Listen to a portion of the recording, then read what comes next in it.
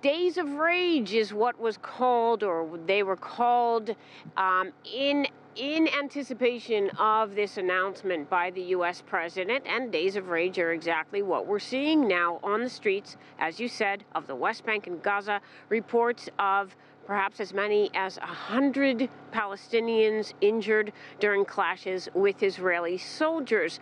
Jerusalem and the expectations, according to Israeli leadership, that Jerusalem, as far as they're concerned, on the Israeli side of the leadership, was always the capital of Israel, and it was just a matter of recognition. But on the flip side, on the Palestinian side, that's not the case whatsoever. And we're seeing that rage and that anger and that disagreement pour out onto the streets throughout the West Bank, and it's going to continue.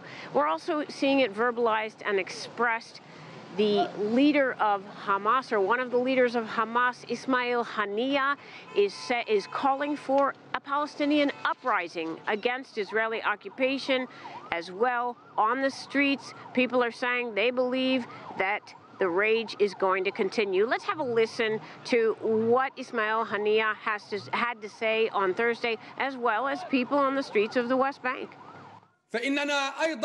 We demand resistance in the West Bank so we can answer the shameless aggression. I repeat, shameless aggression.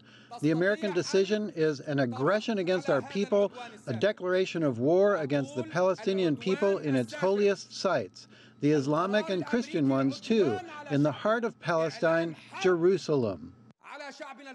I think it's going to be harder in the couple days coming. I think in Friday, after the noon prayer, it will be bigger than this. And again, Susan, in stark contrast, Israel's Prime Minister Benjamin Netanyahu released his own video on Thursday, grinning broadly, clearly very, very pleased, and saying again that this is history. This is history in the making for the State of Israel, for the Jewish people. That's despite reports that the White House asked the Israeli government to tone it down a bit on reactions. Susan?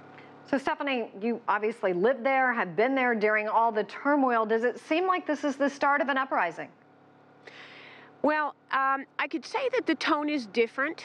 Certainly people are very, very angry, enraged, and they're not really interested in talking to the press. Generally, they will, and they have something to say, but they're very, very angry on the streets. The people that I spoke with didn't really want to engage with press. And here's the thing. One of the women that I spoke with, she said, I said, you know, I'm not really hearing you talk about Israel so much. She said, no, that's a given. Our enemy is Israel, and the Zionists are our enemy.